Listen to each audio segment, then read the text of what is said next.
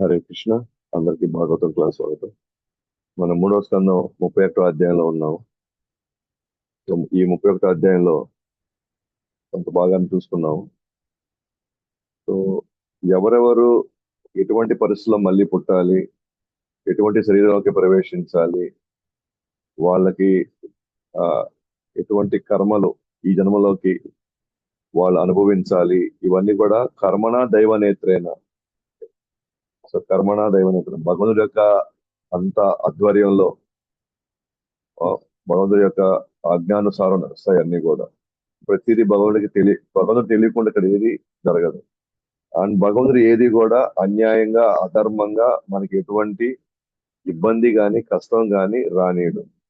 So మనకు వచ్చినటువంటి కర్మలు ఇప్పుడు అనుభవించేటువంటి పరిస్థితులన్నీ కూడా మనమే చేశాము, మనమే మనకే అవి వస్తూ ఉన్నాయి.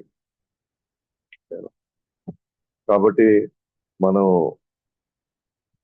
ఇటువంటి పరిస్థితుల్లో మనం భగవంతునిగా ఎక్కువ శరణ వేడాలి తప్ప భగవంతుని మనం కోపగించుకోవడం వలన, భగవంతుని మనం వ్యతిరేకించడం వలన, ఆ లేదా భగవంతుని అవమానించడం వలన మనకి ఎటువంటి కర్మలు తొలగిపోగా ఇంకా ఆ కర్మలు ఇంకా మనకి పెరిగి మనం ఇంకా ఇంకా దానికి మళ్ళీ మన ఫలితం అనుభవించాల్సి వస్తుంది. కాబట్టి మనం మొత్తం చెప్పుకున్నాము. ఆ మొదటి రాత్రి, 5వ రాత్రి, 1వ నెల, 3వ నెల, ఒక శిశువు ఏమేమి అతని శిశువు ఏ విధంగా పరిణామం చెందుతాడో, ఏవే అవయవాలు ఫామ్ అవుతాయి, తన ఆ స్థితిగతులు ఎలా ఉంటాయి. ముఖ్యంగా 7వ నెలలో చైతన్యం ఏర్పడుతుంది. తల్లి తీసుకునేటువంటి ఆహారమే ఓకేనా ఈరోజు ఆ బిడ్డకి పౌష్టికాహారం కిందకి వస్తుంది. అలాగే ఆ లోపల ఉన్నటువంటి క్రిములు ఏవైతే ఉన్నాయో ఆ క్రిములు అప్పుడప్పుడు శిశువు మీద దాడి చేసి అప్పుడప్పుడు తాను ఆ నొప్పి భరించలేక అప్పుడప్పుడు సొమ్మసిల్లిపోవడం లేదా మూర్చపోవడం జరుగుతుంటుంది. సో తల్లి తీసుకునే కారం, ఉప్పు, చేదు, పులుపు అది భరించలేనటువంటి బాధను తీసుకొని వస్తుంది. అలాగే లోపల పిండం పొరవైపు తల్లి ప్రేగులు, వెన్నుపూస ఇవన్నీ కదలలేకనికుండా అల్లాడి చేస్తుంది అనమాట. సో అదృష్టవంతుడైతే గత జన్మలు గుర్తొచ్చి మళ్ళీ నేను ఇటువంటి పరిస్థితికి రాకూడదు అని అక్కడి నుంచి తను ప్రార్థించే ఒక అవకాశం ఉంటుంది. అందుకని మనం అర్థం చేసుకోవాల్సిందంటే ప్రతి కష్టము మనము భగవంతుడిని అర్థం చేసుకోవడానికి మనం ప్రయత్నిస్తే ఓకే మనం కష్టాన్ని కూడా ఆనందంగా స్వీకరిస్తాము. నాకు వచ్చిన కష్టము ఇది భగవంతుడు ఉమ్, ఆ నన్ను ఈ పరిస్థితిలోకి రానియకుండా నాకు కావాల్సిన దండనిచ్చి నన్ను తీసుకువెళ్ళిపోవడానికి ఇక్కడ నన్ను కర్మని అనుభవించేట్టు చేస్తున్నాడు. లేదా ఇది చేసింది నేను అనుభవిస్తాను కాదు, ఇది వేరే వాళ్ళు కూడా ఇటువంటి కర్మల్లో పడకుండా మన వంతు మనం వాళ్ళకి చెప్పడానికి మనం ప్రయత్నిద్దాము అని వచ్చినట్టు కష్టాన్ని భగవాన్ యొక్క అనుగ్రహం కింద మనం తీసుకోగలిగితే అప్పుడు అతను ప్రశాంతంగా ఉండగలుగుతాడు. అప్పుడు భగవంతుడే శరణు వేడతాడు అనమాట. కాబట్టి 7వ నెలలో శృతివాత అనే క్రియ ప్రారంభం అవడం వల్ల, అది యాక్టివ్ అవడం వల్ల సో బిడ్డ తలక్రిందులుగా అవ్వడం అనేది అక్కడి నుంచి ప్రారంభం అవుతుంది. అయితే జీవుడు తన ప్రార్థన చేస్తాడు అనమాట. ఇక్కడ చాలా భయపడుతూ ఉన్నాడు, లోపల ఎంతో ఆవేదన చెందుతున్నాడు, బాధపడుతున్నాడు. గర్భంలో ఉన్న జీవుడు భగవంతుని ప్రార్థన చేస్తున్నాడు. సో నేను చేసినటువంటి ఈ పాపాలు తగినట్టుగా భగవంతుడి నుండి ఈ పరిస్థితి వచ్చిందని భావించి ఆయన శరణం కావాలని, ఆశ్రయం కావాలని ప్రార్థిస్తాడు. సో ఇంకోటి చెప్పడం మర్చిపోయింది ఏంటంటే ఇది కేవలం గత జన్మలో అతను భక్తుడుగానే అయ్యుంటేనే తను ఏ స్థితిలో ఉన్నాడో తనకి అర్థమయ్యేదానికి ఒక అవకాశం ఉంది. ఆ స్థితిలో కూడా తను ప్రార్థించడానికి ఒక అవకాశం ఉంది. కానీ గత జన్మలో మనం భక్తులం కాకపోతే అసలు అతనికి ఇలాంటి ఆలోచన అసలు రానే రావు అన్నమాట. అతను ఇది రాకపోగా లోపల ఆ వాతావరణం తనని ఇంకా ఇంకా ఇంకా బాధ పెడుతుంటాను. అయితే ఇక్కడ మాట్లాడబోయేది మాత్రం ఒక జీవుడు గతంలో భక్తుడుగానే అయ్యి ఉంటే కాబట్టి తను చేసినటువంటి పాపాలని తను అర్థం చేసుకొని ఈ స్థితి వచ్చిందని భావించి అయితే ఇప్పుడు మనం ఎవరిని ఆశ్రయం తీసుకోవాలా? అదేదో భగవంతుని ఆశ్రయం తీసేసుకున్నాము అని అటువంటి ఒక తెలివితేటలు, అటువంటి ఒక ఆలోచనలు ఆ ఆ శిశువుకి వస్తాయన్నమాట. అది అతను భక్తుడు అయ్యి ఉంటేనే గత జన్మలో. సో కాబట్టి భయం వల్ల భగవంతుడు గర్భంలో ఉన్నప్పటికీ భగవంతుడు మాత్రం నాతోనే ఉన్నాడు అనే ఒక ఫీలింగ్ ఉంది. సో తనకు తెలుసు నేను ఒక ఆధ్యాత్మిక అంశము, కానీ ప్రస్తుతానికి ఈ పంచభూతాలతో నిర్మితమైన శరీరంతో నేను ఇరుక్కోబోయినాను. కానీ యాక్చువల్గా నేను అతీతమైన వాడిని. అయితే భగవంతుడికి అనుగ్రహం కానీ లేకపోతే ఈ మాయా కోపం నుంచి నేను బయటికి ఎలా బయటపడగలను అని. కాబట్టి భగవంతుడి గురించి ఆలోచిస్తాడు అతను. అలాంటి పరిస్థితుల్లో కూడా భగవంతుడి గురించి ఆలోచనలు వస్తాయి అతను. కాబట్టి భగవంతుడే పరమాత్మే నాకు సమస్త జ్ఞానం ఇస్తున్నప్పుడు, ఓకేనా, కనుక ఆయన్నే మనం శరణాగతి పొందడం వలన అన్ని కష్టాల నుంచి మనం బయటపడతాము అన్న విషయము ఆ శిశువుకి గర్భంలో ఉన్నప్పుడే అర్థమైపోతుంది. గతంలో తాను భక్తుడుగానే అయ్యి ఉంటే. నిన్న మనం ఇక్కడ దాకా చూసాము. అయితే మూర్ఖుడైనటువంటి జీవుడు తల్లి గర్భంలో హింసను భరిస్తూ ఎలాగైనా ఈ పరిస్థితి నుండి బయటపడాలని భగవంతుడిని ప్రార్థిస్తూ, ఓ భగవంతుడా ఈ నిర్బంధం నుండి ఎప్పుడు బయటపడతాను అని వేడుకుంటాడు. దయచేసి నన్ను ఇక్కడి నుంచి బయటపడేసేయి అని చెప్పి, నేను భరించలేకపోతున్నాను, నా వల్ల కాదు అని మనం అందరం కూడా ఈ పరిస్థితిలో చాలా దుర్భర స్థితిలో మనం గడిపామన్నమాట. మనం అంతా కూడా మీ అనుగ్రహం వల్లనే 10వ నెలలోనే నేను ఈ మాత్రం చైతన్యంలో ఉండగలుగుతున్నాను. నేను నీ రుణం ఎప్పటికీ తీర్చుకోలేను అని చేతులు ముడుచుకొని ప్రార్థిస్తున్నాను. నీ అనుగ్రహం వల్లనే నేను బయటపడేదానికి అవకాశం ఉంది. బయటపడాలనేటువంటి ఆ భావన నాలో కలుగుతా ఉంది. అది భగవద్, అది నీ అనుగ్రహం వల్లనే. కాబట్టి నేను నీ రుణాన్ని నేను ఎప్పుడు తీర్చుకోలేనని చెప్పేసి ప్రార్థిస్తున్నాను.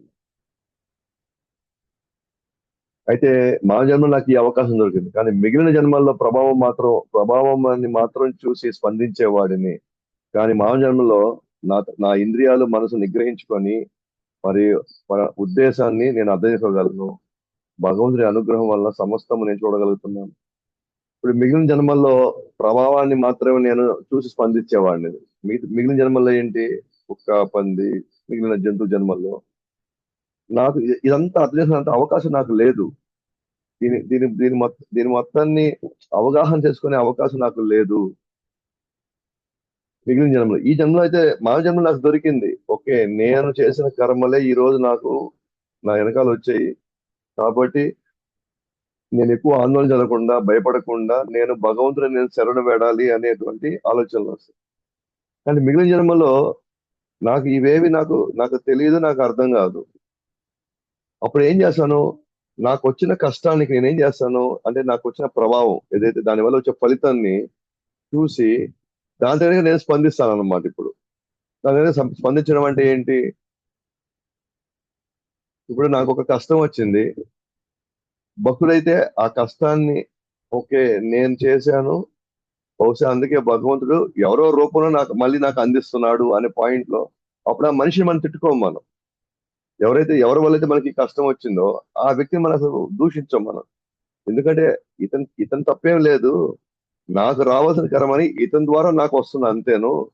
కాబట్టి నేను వీళ్ళని తిట్టుకోవడం వల్ల, వీళ్ళని నేను ఇబ్బంది పెట్టడం వల్ల, కష్టపెట్టడం వల్ల నాకేం ప్రయోజనం అని తాను ఫర్దర్ గా ఇక పాపం చేయకుండా, ఫర్దర్ గా వీళ్ళని ఇబ్బంది పెట్టకుండా తాను మౌనంగాను, ఓర్పుతో, సహనంతో అర్థం చేసుకొని భగవంతుడిని ఇంకా ఎక్కువ వేడుకుంటాడు. కానీ మిగిలిన జన్మల్లో అంటే జంతు జన్మలు కావచ్చు, మనిషి జన్మే, కాకపోతే అతనికి చైతన్యం లేదు, ఆత్మ చైతన్యం లేదు. అటువంటి వాడు ఏమనుకుంటాడు, వీళ్ళ వల్ల నాకు ఈ కష్టం వచ్చింది, ఈమె వల్ల ఇదంతా అయ్యింది అని చెప్పి వెంటనే స్పందించేసేవాడు. కొట్టడమో, తిట్టడమో, అయితే వాళ్ళని హింస పెట్టడము, వాళ్ళని పదే పదే వాళ్ళని ద్వేషించడం, ఇవన్నీ ఒక మనిషి తనకి వెనకాల ఎందుకు వచ్చింది ఈ కష్టం అని అతను తెలియకపోవడం వల్ల, దానివల్ల ఏమనుకుంటాడు, వీళ్ళ వల్ల ఇదిగో ఈ పిల్లల వల్ల ఈ రోజు ఈ గతి పట్టింది, లేదా నా భార్య వల్ల నాకు ఈ గతి పట్టింది, నా భర్త వల్ల ఈ గతి పట్టింది నాకు, లేదా మా అక్కచెల్లెల వల్ల నాకు ఈ స్థితి వచ్చింది, ఈ అన్నదమ్ముల వల్ల నేను ఈ రోజు ఈ పరిస్థితిలో ఉన్నాను. వాళ్ళు వాడుకున్నంత వరకు వాడుకున్నారు, తర్వాత మమ్మల్ని వదిలేశారు, వరకు చేశారు, మమ్మల్ని వదిలిపడేశారు. కానీ ఎప్పుడైతే మనం భగవద్గీత, భాగవతం విని భక్తుల సాంగత్యం, గురు దర్శన నిర్దేశంలో మనం కృష్ణ కథ వింటామో మనకు వచ్చిన కష్టాన్ని పర్ఫెక్ట్ గా అర్థం చేసుకోగలుగుతాం. అర్థం చేసుకొని ఆ పరిస్థితిలో భగవంతుని పట్టుకుంటామే తప్ప వేరే వాళ్ళని ద్వేషించినా వచ్చే ప్రయోజనం లేదు. వేరే వాళ్ళని నిరంతరం వాళ్ళని శత్రువుగా చూడడం వల్ల మనకు వచ్చే ఒరిగేది కూడా ఏమీ లేదు. పైగా వాళ్ళని శత్రువులుగాను ఇదిగా చూసినప్పుడు మన మనశ్శాంతి కోల్పోతుంటాం ఇక్కడ.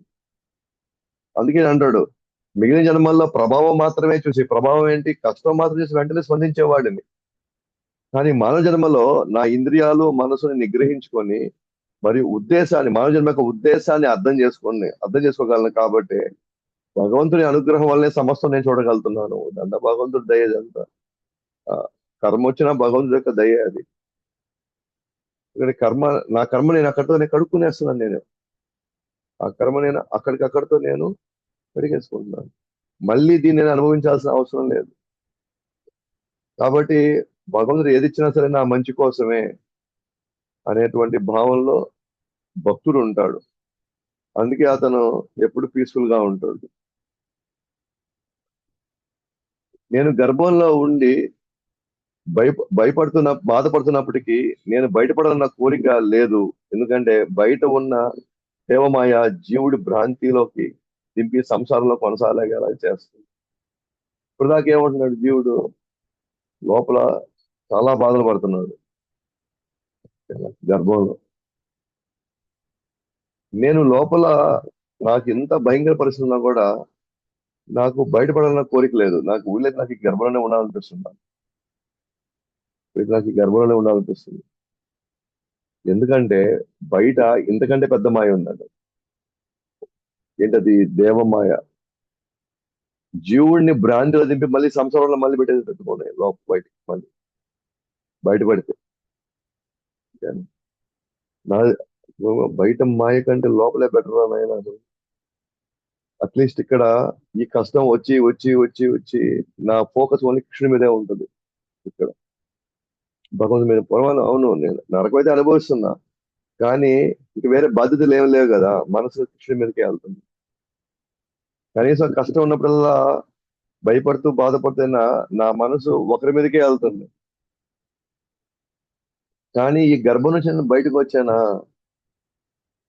కదా, ఇక్కడ ఎ- ఆ, ఎవరి మీద నా మనసు పెట్టాలో కూడా నాకు తెలియకుండా పూర్తిగా మర్చిపోయేసి ఆ వీళ్ళ యొక్క మాటల్లో, వీళ్ళ యొక్క చేతులకి నేను వాళ్ళ మాయలో పడిపోతాను అనుకోండి. అది ఇంకా చాలా దుర్భర పరిస్థితి.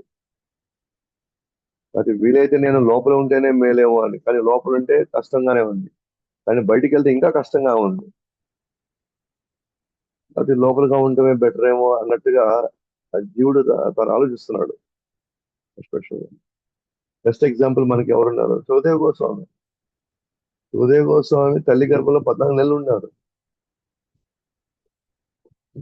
కృష్ణుడు మాట ఇచ్చినా కూడా బయటికి రానంటున్నాడు. కానీ బయట ఇంతకంటే పెద్ద మాయ ఉంది మనకి.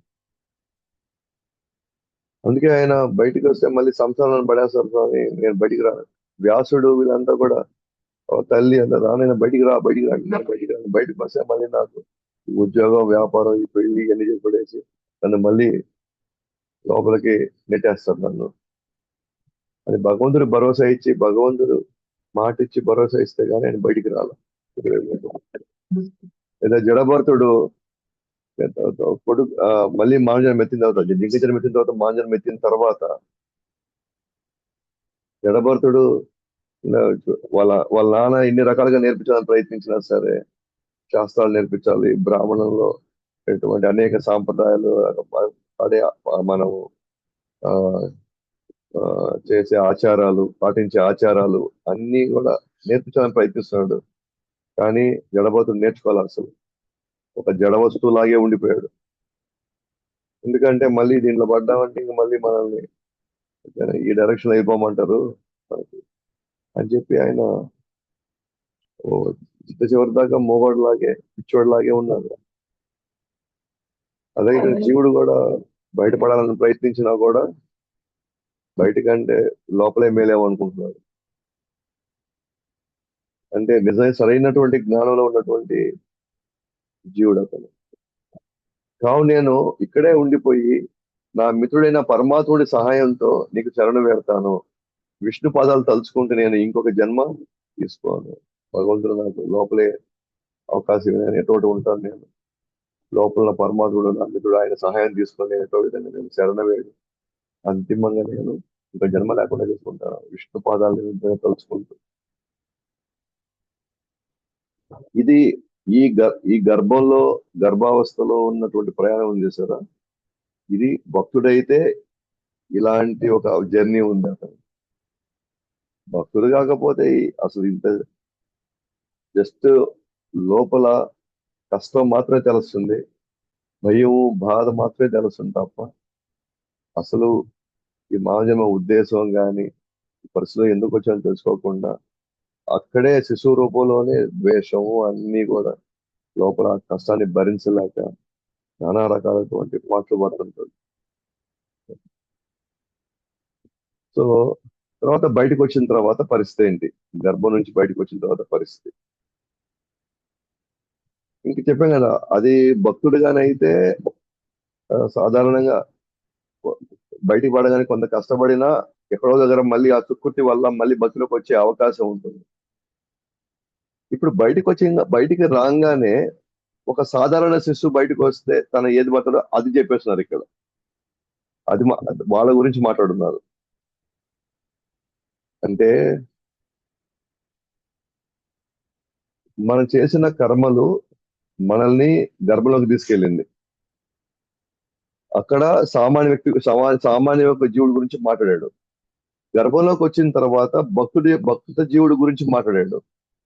గర్భం నుంచి బయటకు వచ్చిన తర్వాత మళ్ళీ సామాన్య జీవుడి గురించి మాట్లాడుతున్నాడు కపిల భగవానుడు. ఎందుకంటే భక్తుడు గాని అయితే, జీవుడు గాని భక్తుడు అయితే ఇతను ఇంత దుర్భర పరిస్థితులకు పోడు.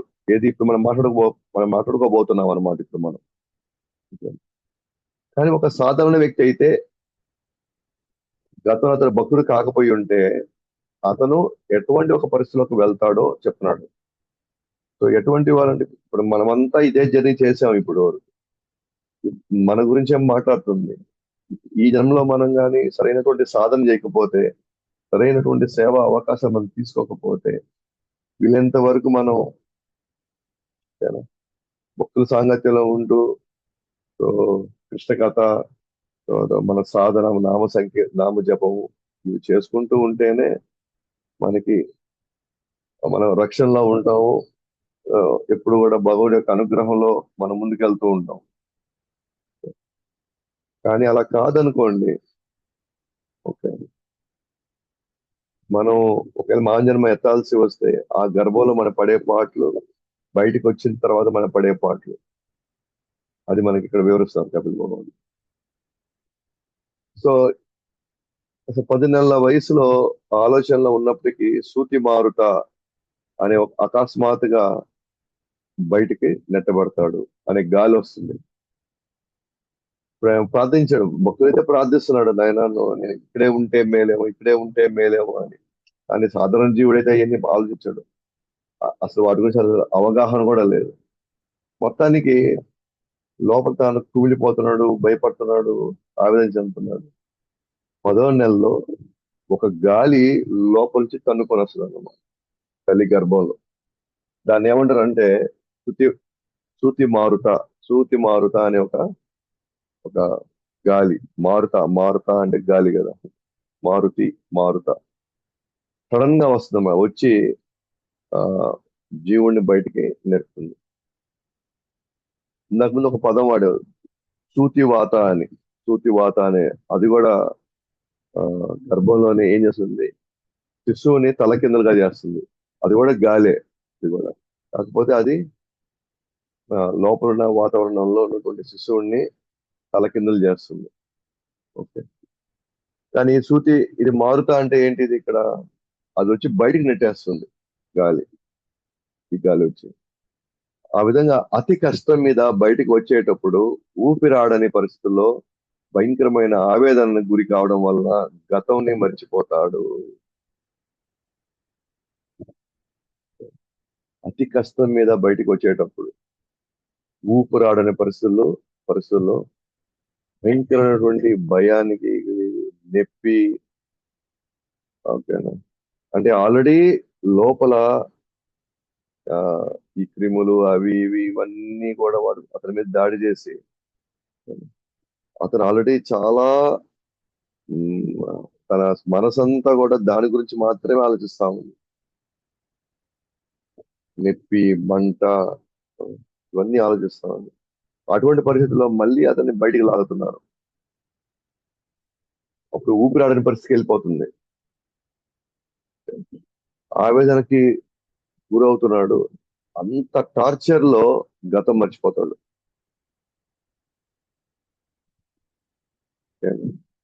గతాన్ని మర్చిపోతాడు అతను. అందుకే మనకి గత జన్మ మనకు గుర్తుండవు మనకి.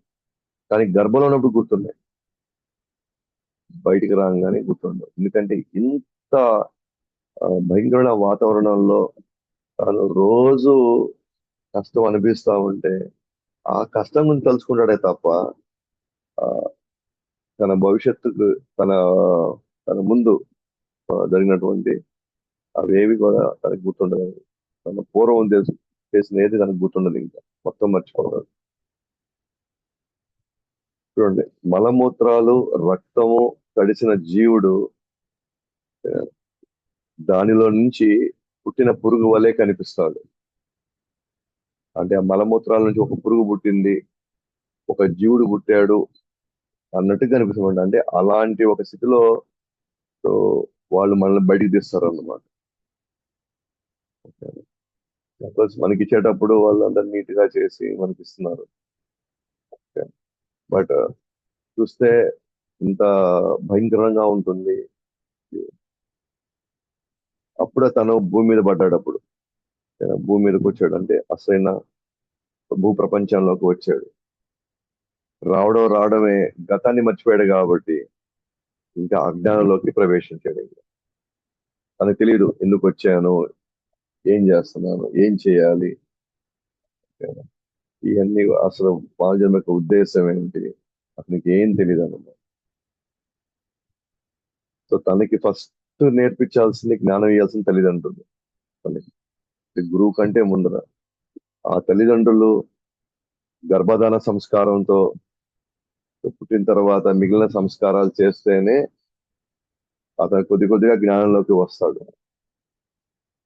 అసలు ఇవన్నీ మనం చేయకుండా ఇవన్నీ అసలు పడుచుకోకపోతే అతను అజ్ఞానంలో ప్రవేశించడం, అజ్ఞానంలోనే జీవిస్తాడు అనమాట. అజ్ఞానంలో జీవించడం అంటే ఏంటి?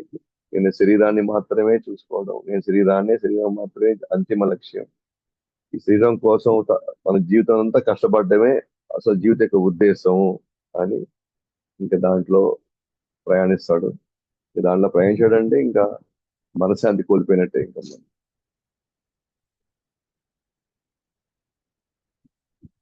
ఆ తర్వాత మనుషులు మన కోరికలను అర్థం చేసుకోలేక మరికొన్ని బాధలు పెడతారు.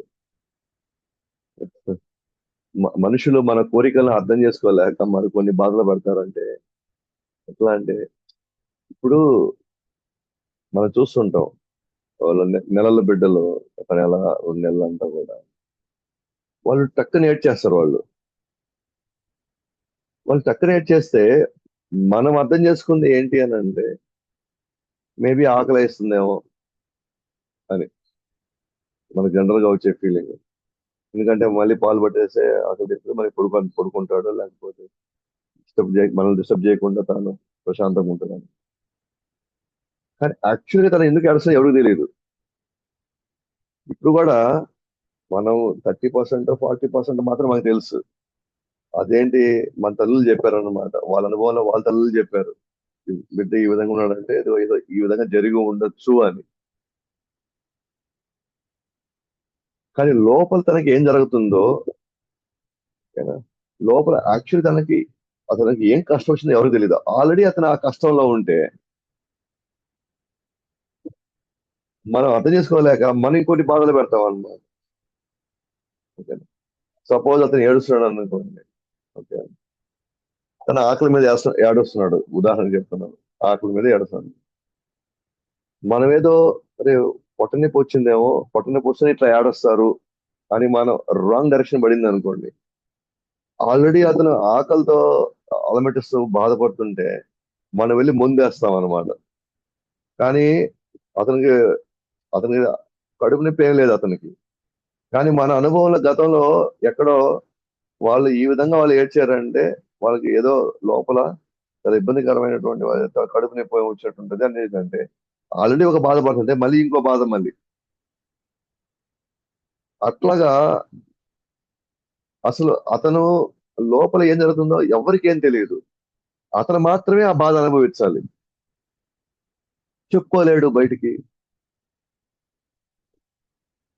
అందుకే కింద చూడండి, కింద నెక్స్ట్ లైన్ లో ఉయ్యాల్లో ఉన్నప్పుడు కూడా ఒకసారి చెమట వల్ల ఏడుస్తాడేమో తెలియదు, ఇది ఒకసారి క్రిముల వల్ల ఏడుస్తాడో తెలియదు, లోపల తెలియదు. ఓకేనా? ఎందుకంటే చెమట వల్ల వచ్చి క్రిమినల్ అని అనుకోండి, అతను మామూలుగా జల వస్తుంది. కానీ అతనికి గీరడం కుదరదు. అతనికి కూర్చోలేడు, కదలలేడు, నిలబడలేడు. మనం అనుకున్నాం అతనికి ఏదైనా పురుగు కుట్టింది, మనకు తెలియదు అది పురుగు కుట్టిందని ఏడుస్తాడు. మనం ఏదో తీసుకోవచ్చు, ఏదో చేస్తాం అతన్ని. అతను చెప్పుకోలేడు కదా, "ఇదిగో నాకు ఇక్కడ ఈ పురుగు కుట్టింది, ఏదో ఒకటి చేయండి నాకంటే" టకటక వాళ్ళు ఏదో ఆయింట్మెంట్ తీసుకుంటారు, ఏదో ఒకటి చేసి చేసేస్తారు.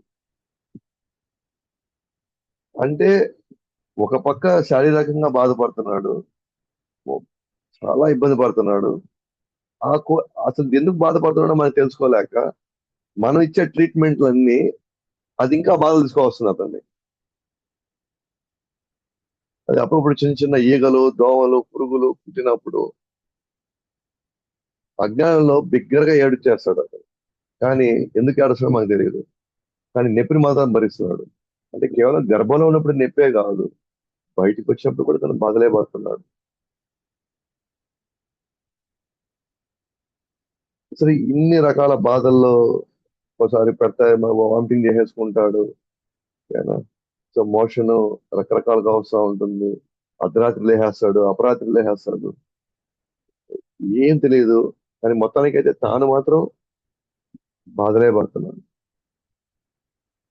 నెక్స్ట్ అక్కడ నెమ్మదిగా శిశువు నుండి నెమ్మదిగా బాల్యంలోకి ప్రవేశిస్తున్నాడు. మళ్ళీ బాల్యంలో ఆల్రెడీ శిశువులో తన కష్టాలు పడుతున్నాడు, బాల్యంలోకి ప్రవేశించి కూడా అదే కష్టాల్లోనే ప్రవేశిస్తున్నాడు మళ్ళీ. తన కష్టం, ఆ కష్టాలన్నీ గుర్తుపెట్టుకుంటూ ఆ జ్ఞాపకం అలాగే ఉంటూ అదే కష్టాన్ని మళ్ళీ మోస్తాడు అన్నమాట బాల్యంలోకి. అయితే బాల్యంలో తనకి అనేకమైనటువంటి ఆశలు, అనేకమైనటువంటి కోరికలు, ఆడుకోవాలి, అవి చేయాలి, ఇది చేయాలి, ఇట్లా పరిగెత్తాలి, ఇవి చూసుకోవాలి, అవి చూసుకోవాలి, ఫ్రెండ్స్ తిరగాలి, ఫ్రెండ్స్ తో ఉండాలి, పగలు రాత్రి ఇక్కడికి అక్కడికి అక్కడికి ఇక్కడికి తిరుగుతూ ఉండాలి, అది ఉంటుంది. అది తన కోరిక, తన ఆశయాలు. అది ఆ టైంలో ఆ సమయంలో ఆ ఏజ్ లో వాళ్ళకున్న కోరికలు అవి. కానీ తల్లిదండ్రులు ఏం చేస్తారు?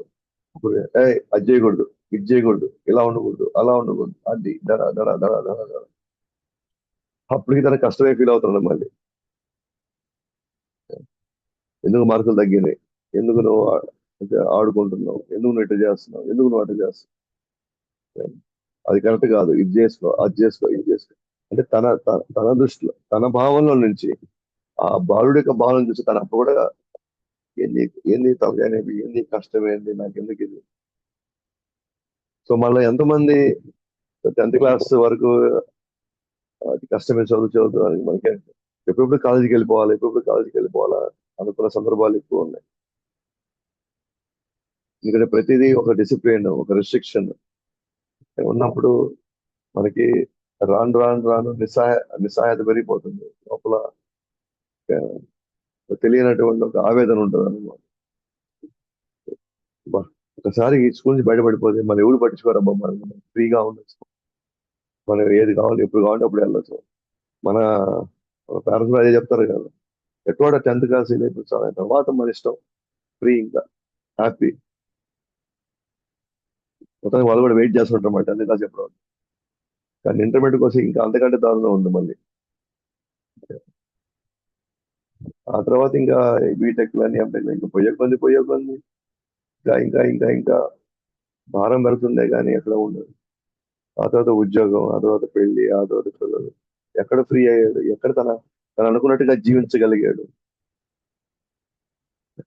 అందువల్ల ఆ జీవుడు ఎప్పుడు హ్యాపీగా ఉండిందే లేదు. జీవుడికి నిజంగా తన కోరికలు నెరవేరంటే తన వైకుంఠం పోవాలి యాక్చువల్గా అయితే. జీవుడు నిజంగా తన తను అనుకున్నట్టుగా తాను హ్యాపీగా ఉండాలనుకుంటే తనకు వైకుంఠంలో మాత్రమే తనకి ఆస్కారం ఉంది. ఎందుకంటే వైకుంఠంలో మాత్రమే ముసలితనం, రోగం, పుట్టుక, చావు ఉంది. అక్కడ సమయం అనేది లేదు. పగలు రాత్రి అక్కడ శరీరం అనేది అలసిపోతుంది. ఎందుకంటే అది ఆధ్యాత్మిక శరీరం అక్కడ. ఇక్కడ ఉండే కోరికలన్నీ కూడా తన ఆత్మ తన కోరికలు ఇవన్నీ పరిగెత్తాలా, డాన్స్ చేయాలా, ఫ్రీగా అందరితో నవ్వులుగా ఉండాలి. యాక్చువల్గా ఈ వాతావరణం వైకుంఠ వాతావరణం ఇది. అదని తెలియదు కదా పాపం. మన ఎవరికి తెలియదు అదంతా. ఈ శరీరం నన్ను ఆపేస్తుంది, ఈ ప్రకృతి నన్ను ఆపేస్తుంది, ఇక్కడ మనుషులు నన్ను ఆపేస్తున్నారు అదంతా. అందుకే శాశ్వతంగా ఈ నుంచి బయటపడడానికి ప్రయత్నించాలి. వయసు ఎదిగే కొలది అహంకారం, క్రోధం పెరుగుతా ఉంది. తన తనలాంటి వారిపై శత్రుత్వం పెంచుకుంటాడు. ఇప్పుడు వయసు ఇంక పెరిగే కొద్ది ఏమవుతుంది? నెమ్మదిగా లోపల ఈ వికారాలు మొదలడం ప్రారంభం అవుతాయి. ప్రెస్టేజ్, ఓకేనా, తర్వాత తను అనుకునే జరగాలి, తన పేరు మాత్రమే మారుమ్రోగాలి, స్వార్థము, అవి అనుకుని జరగకపోతే కోపము. మీరు చూడండి, చిన్నపిల్లల వయసులో కొట్టుకుంటారో తిట్టుకుంటారో మళ్ళీ కలిసిపోతారు వాళ్ళు. ఆరుగారాత్రులు కొట్టుకుంటూ తిట్టుకుంటూ మళ్ళీ హ్యాపీ కలిసిపోయి మళ్ళీ మళ్ళీ ఒకరి భుజం ఒక చేసుకొని పోతా ఉంటారు. వాళ్ళకి అంత అంత గుర్తుండదు ఏది కూడా. మా నిన్న కొట్టుకున్నాం కదా అని. కాదు ఈ రోజు నుంచి ఎంతో మాట్లాడినాం, వీడు నా వీడు నా వీడు నా వీడు నా ఫ్రెండే కాదు, వీడితో అసలు అలాంటిదే ఉండదు. రకరకాలుగా కొట్టుకుంటారు, అప్పుడే మర్చిపోతారు.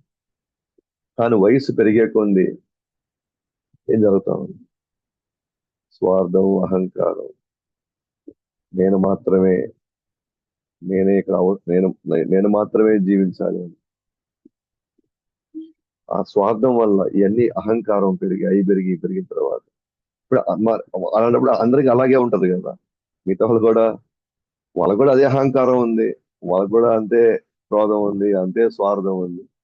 కాబట్టి శత్రుత్వం పెంచుకోండి. అంటే ప్రతి ఒక్కరు ఇక్కడ ఎవరికి ఎంత అహంకారం ఉందో వాళ్ళకు కూడా అంతే అహంకారం ఉంది. వాళ్ళకు కూడా అంతే ఆ, అంతే గౌరవం వాళ్ళకు కూడా కావాలి.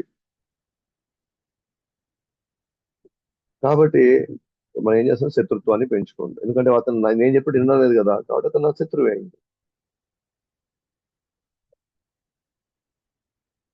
ఇలాంటి పరిస్థితుల్లో ఇలాంటి పరిస్థితుల్లో మొత్తం అంతా పోరాటమే, జీవితం అంతా పోరాటమే.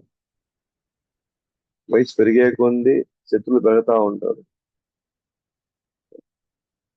ఇటువంటి పరిస్థితుల్లో అశాశ్వతాన్ని శాశ్వతంగా గ్రహించడం వలన మూర్ఖపు జీవుడు నేను నాది అనే భావంలో ఉంటాడు.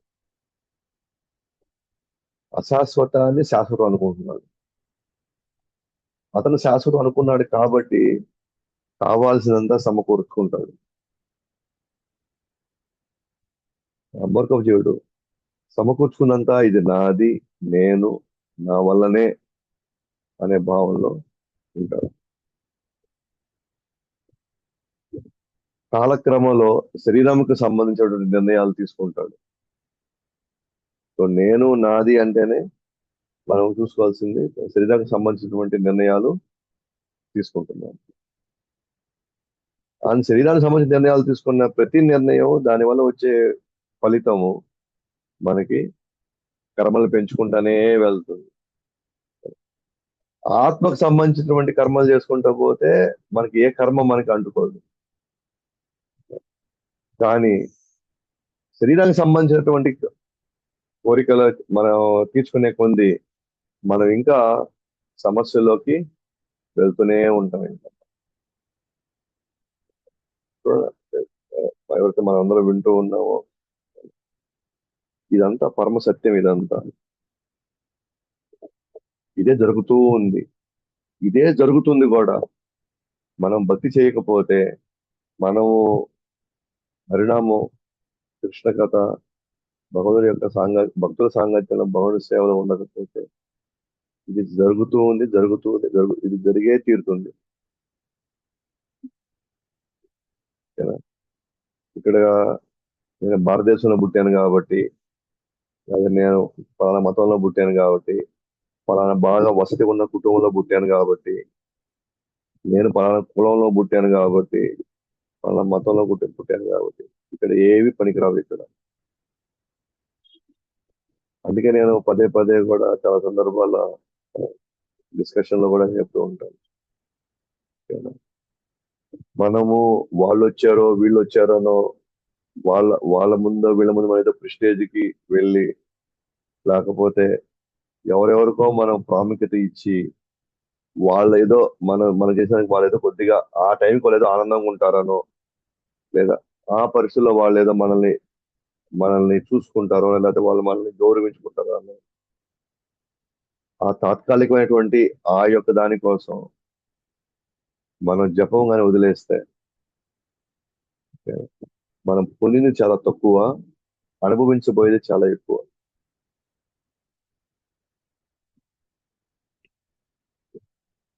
మన జీవితాంతం కష్టపడ్డాము. ఆ కష్టపడడంలో కష్టపడే క్రమంలో భగవంతునే మర్చిపోయాం. ఎటువంటి సాధన చేయలేం. ఇప్పటికీ కూడా ఆ,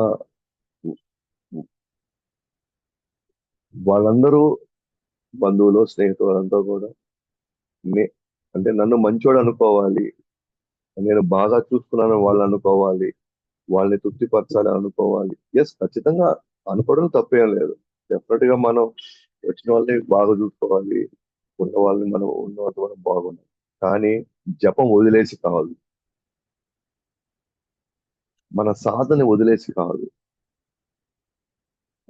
మన కృష్ణ కథ, మన సాంగత్యం లేదా మన సేవను వదిలేసి కాదు.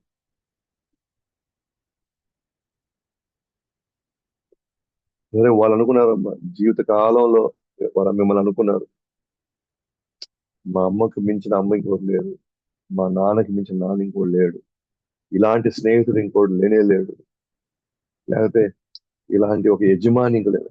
ఓకే, వాళ్ళందరూ మనల్ని వాళ్ళ వాళ్ళ గుండెలో పెట్టుకొని మనల్ని పూజిస్తున్నారు.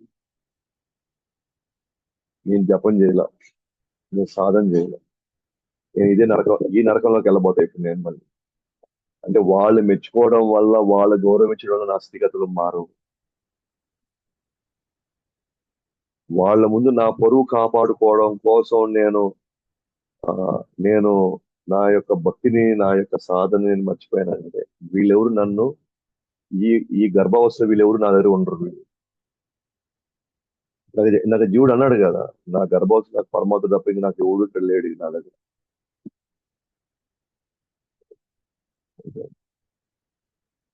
అందువల్లనే ఎంత ఖచ్చితంగా మనం టైం ఇస్తున్నామో మన అయిన వాళ్ళకి, నిజానికి అంతకంటే ఎక్కువ టైం భగవానికి ఇచ్చే తీరాలి మనం. కానీ మనం అసలు కంప్లీట్ గా అసలు మనం సాధన ఎత్తేస్తున్నాం అనుకోండి,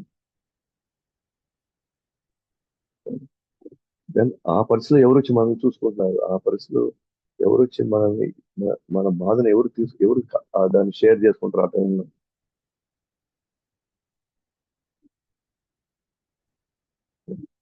అందుకే మనం క్లియర్గా ఉండాలి, నాకు అవసరమా ఇదంతా, నేను పోవాలన్నా ఇదంతా. కాబట్టి వాళ్ళు వచ్చినప్పుడు నేను చూసుకుంటాను, నేను వాళ్ళ దగ్గరికి వెళ్ళాలి, నేను కూడా వాళ్ళ దగ్గరికి వెళ్ళాలి. వాళ్ళకి అవసరం ఉన్నప్పుడు నేను కూడా పోవాలి, పిల్లల దగ్గరికి వెళ్ళాలి, వాళ్ళ దగ్గరికి వెళ్ళాలి, వీళ్ళ దగ్గరికి. ఎస్, అలాగే ఉద్యోగం ఉంటుంది, వ్యాపారం ఉంటుంది, అన్నీ ఉంటాయి. నేను ఎక్కడికి వెళ్ళినా సరే, అమ్మా ఇగో, నేను ఈ గంట నుంచి ఈ గంట వరకు నేను జపం చేసుకుంటాను, నన్ను డిస్టర్బ్ చేయబోతుంది, మిగిలినవన్నీ నేను అన్ని పనులు చేస్తాను, లేదా మీకు ఏం కావాలో నేను చేసి పెడతాను, మీకు ఏం కావాలో నేను చూసుకుంటాను, ఇబ్బంది ఏం లేదు. కానీ ఈ గంట మాత్రం ఇది నన్ను నేను కాపాడుకోవడానికి, నన్ను నేను ఈ ప్రయాణంలో పోకుండా ఉన్నాను. ఎందుకంటే ఆ రోజు ఆ పరిస్థితుల్లో నాకు ఇంకెవరు లేదు. సో అలాంటి జాగ్రత్త, అలాంటి ఆ, అవకాశం మనమే తీసుకోవాలి.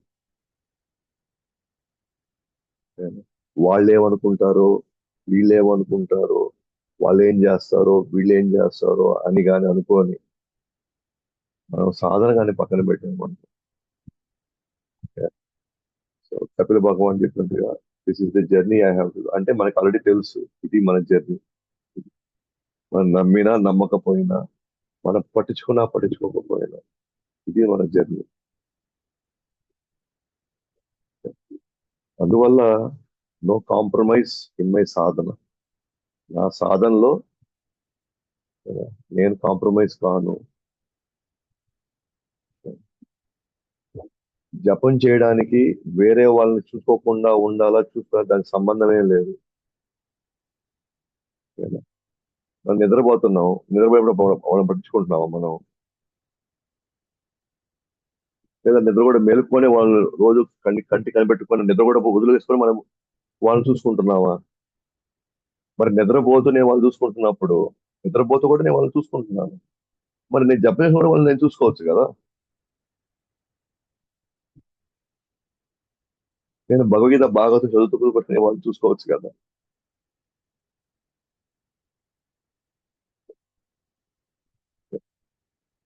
అంటే మన భక్తిని త్యాగం చేసి వాళ్ళని చూసుకుంటున్నావు, మరి నిద్రను త్యాగం చేసి వాళ్ళని చూసుకోగలుగుతున్నావా? చూసుకోలేకపోతున్నాం. అంటే కానీ ఆ పరిస్థితి కూడా వాళ్ళు బాగానే ఉన్నారు. మనం నిద్రపోతున్న వాళ్ళు బాగానే ఉన్నారు. అని కూడా మనం జపం చేసిన వాళ్ళు బాగానే ఉంటారు. మన సేవకు వచ్చిన వాళ్ళు బాగానే ఉంటారు.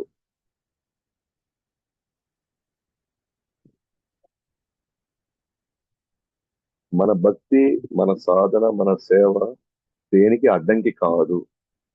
ఎవరికి అడ్డంకి కాదు.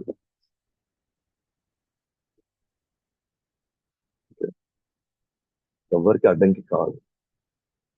అడ్డంకి రాకుండా మనమే చూసుకోవాలి. మనమే దాని తగినట్టుగా ఏర్పాట్లు చేసుకోవాలి. దాని విధంగా మనమే చెప్పాలి వాళ్ళకి. అది బంధువులైనా అంతే, స్నేహితులైనా అంతే, అయిన వాళ్ళైనా అంతే, ఎవరైనా అంతే. ఎందుకంటే ఎవరి ప్రయాణం వాళ్ళే చేయాలి ఇక్కడ. ఈ జర్నీలో నాతో ఎవరు ఉండరు. నాతో ఎవరి ప్రయాణం వాళ్ళే చేయాలి ఇక్కడ.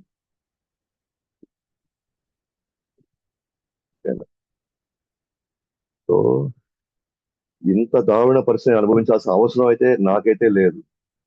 ఏ జీవుడికి లేదు ఈ ఈ పరిస్థితిలో పోవడానికి. తను తలుచుకుంటే ఈ పరిస్థితిని తను తప్పించుకోవచ్చు. తను తలుచుకుని తప్పించుకోవచ్చు. లేక లేదు అనుకొని మనం భగవుడి యొక్క సాధన మనం వదిలేసాము. మనకే తెలుసు, ఓకే నెక్స్ట్ నా జర్నీ ఉంది ఇట్లా. సో కాలక్రమంలో శరీరం సంబంధించినటువంటి నిర్ణయాలు తీసుకొని మరిన్ని కర్మలను పెంచుకుంటాడు. తర్వాత అదైందా తర్వాత నెమ్మదిగా చెడు సాంగత్యంలోకి వెళ్ళిపోతాడు. ఇంకా ఉదాహరణకి ఆ, సాధారణ జీవుడు జస్ట్ పొట్టకూటి కోసం దానికి కష్టపడాలా. రెండు, లైంగిక కోరికలను తీర్చుకోవాలి.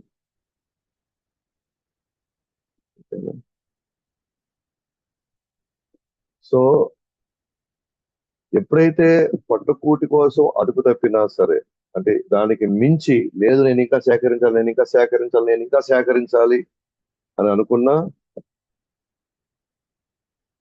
తను జస్ట్ లైంగిక కోరికలు అంటే శారీరక, అది కూడా శరీరక అవసరమే, అది కూడా ఓకేనా. దాని ప్రభావంలోకి తను ఎక్కువ వెళ్ళినా సరే, ఈ రెండు తీర్చుకోవడం కోసం చెడు సాంగత్యాన్ని కానీ తీసుకున్నాడు అనుకోండి, అలాంటి జీవుడు అధర్మ మార్గం ప్రవేశించి చివరికి నరకలోకానికే వెళ్తాడు. అందుకనే మనకి అవసరానికి మించి మనం సంపాదించాలనుకుంటే ఖచ్చితంగా నేను అటువంటి వాళ్ళతో నేను సాంగత్యం చేయాలి. అంటే అంత సమయం నేను వాళ్ళకి ఇచ్చాను అనుకోండి, నాకు భక్తి చేసే సమయం నాకు దొరకదు.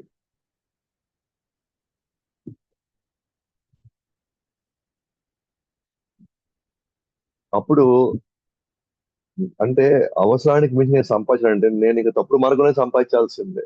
ధర్మంగా సంపాదించేవాడు ఎక్కువ సంపాదించలేడు.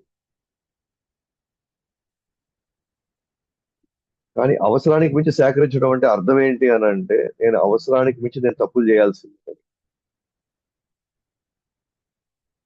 అవసరానికి మించి నేను మోసం చేయాల్సిందే.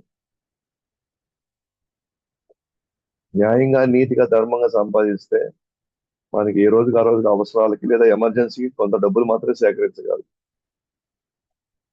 మరికి కోట్లు కోట్లు కోట్లు కోట్లు ఉన్నాయనుకోండి, దాని అర్థం ఏంటంటే ఎక్కడో ఇల్లీగల్ మీన్స్ ఎక్కడో దూరిందా లోపల. అంటే ఖచ్చితంగా అది అధర్మ మార్గమే కాబట్టి చివరికి అతను నరకలోకానికి వెళ్ళాల్సింది.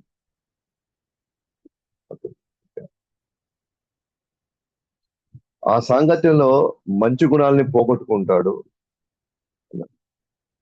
ఆ సాంగత్యంలో ఏం పోతాయి?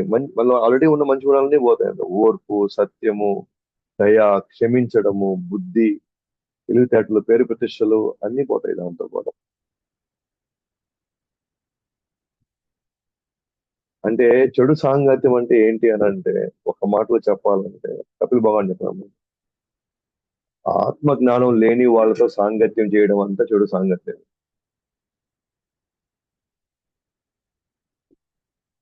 ఆత్మ జ్ఞానం లేని వాళ్ళతో సాంగత్యం చేయడం అంతా కూడా చెడు సాంగత్యం.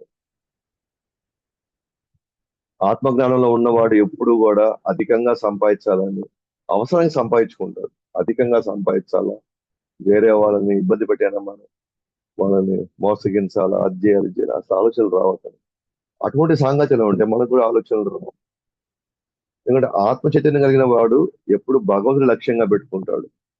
అటువంటి సాంగత్యంలో మనం కూడా అట్లాంటి వ్యాపారాలు, అటువంటి ఉద్యోగం, అటువంటి ఒక మనస్తత్వం, అట్లాంటి ఒక ఆలోచనలు ఉంటాయి. కాబట్టి అతను కూడా చెడు మార్గంలోకి పోదు.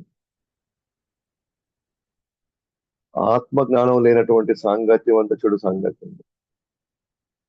ఇప్పుడు మనకి ఆత్మ జ్ఞానం లేదు, మన పిల్లల్ని పెంచుతున్నాం అంటే మనమే చెడు సాంగత్యాన్ని ఇస్తున్నాం వాళ్ళకి. ఎట్లా చెడు సాంగత్యాన్ని ఇస్తున్నావు అంటే, రే నువ్వు పెద్ద ఇంజనీరే కావాలా, రే నువ్వు డాక్టరే కావాలా, చేసి బాగా సంపాదించాలా, నా పేరు ప్రతిష్టంతా నిలబెట్టాలా, ఇదంతా చెడు సాంగత్యం ఇదంతా. ఎందుకంటే ఆ శుద్ధ జీవుడు యాక్చువల్ గా భక్తి చేసుకొని మళ్ళీ ఈ ప్రయాణం చేయాల్సిన వ్యక్తి కాదు అతను. మన సాంగత్యంలోకి రావడం వల్ల అతను అలా తయారయ్యాడు.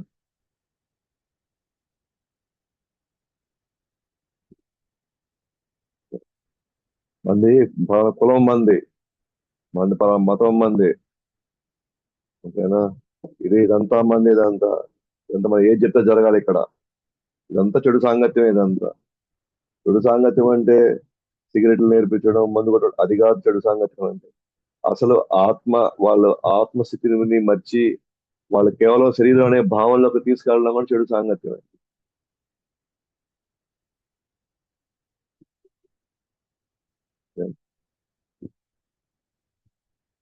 అంటే దాని అర్థం ఏంటి అని అంటే ఫస్ట్ అసలు పిల్లలు కనాలి అనుకుంటే ఫస్ట్ మన ఆత్మజ్ఞానంలో ఉండాలి. అప్పుడే మనం వాళ్ళని ప్రాపర్ గా గైడ్ చేయగలం, సరైన లక్ష్యం ఇస్తాము, సరైన దిశగా వాళ్ళని మనం ట్రైనింగ్ ఇస్తాం వాళ్ళకి. సో దట్ వాళ్ళు ఆత్మజ్ఞానంలో ఉంటూ భగవంతుడి గురించి తెలుసుకుంటుంటారు.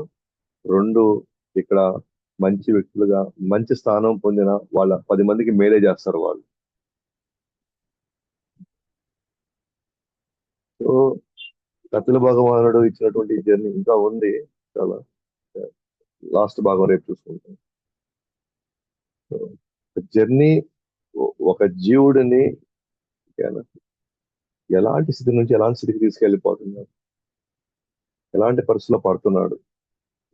మళ్ళీ ఇప్పుడు చక్రం మళ్ళీ స్టార్ట్ అయింది, మళ్ళీ మళ్ళీ నెక్స్ట్ ఇంకో జన్మకి మళ్ళీ రెడీ అయి ఉన్నాడు మళ్ళీ. సో ఈ విధంగా ఓకేనా, ఆ ఆ ప్రభావం, చెడు సాంగత్య ప్రభావం అంటే ఆత్మ జ్ఞానం లేనటువంటి, ఓకేనా, లేదా ఆత్మ జ్ఞానం ఇవ్వలేనటువంటి సాంగత్యం అంతా కూడా చెడు సాంగత్యం. సో మన పిల్లలకి మనం ఎటువంటి సాంగత్యం ఇవ్వాలనేది మన చేతుల్లో ఉంది. మనం తెలియకపోతే తెలుసుకొని అర్థం చేసుకొని మనం చెప్పడానికి ప్రయత్నించాలి. మన ప్రయత్నం మాత్రమే. తర్వాత వాళ్ళ ఇష్టం, అది అవుతారా అవ్వరా అనేది మన చేతుల్లో లేదు. కానీ మన వైపు నుంచి మనం ప్రయత్నం చేశామా లేదా అనేది మనం చూసుకోవాలి మనం. సో అనవసరంగా ఓకే, మనకి నచ్చినవి, మనకు తోచినవి, అవకాశం ఉన్నవి ఏదేదో చేసుకుంటా మనం పోతూ పోతూ పోతూ ఆ తర్వాత మళ్ళీ నాకెందుకు ఇట్లాంటి జన్మ వచ్చింది, నేను ఎందుకు ఇట్లాంటి పరిస్థితి ఎదుర్కొంటున్నాను, నాకెందుకు ఇట్లాంటి ఈ గతి నాకు ఎందుకు పట్టించాడు భగవంతుడు. అంటే మాయంలో ప్రతి ఒక్కరు ఇంపార్టెంట్. ప్రతి ఆ ఎవరితో ఉంటున్నావు, ఎటువంటి వాళ్ళతో ఉన్నావు, ఏం చేస్తున్నావు, ప్రతిదీ కూడా నా అకౌంట్ లో పడతా ఉన్నాను. మిగిలిన మళ్ళీ మనం రేపు చూసుకుంటాము. గ్రంథరా శ్రీమద్ భాగవతం की जय, अनंत कोटि वैष्णव वृंद की जय, जगद्गुरु श्रील प्रभुपाद की जय, जय गौर प्रेमानंद, हरे हरे।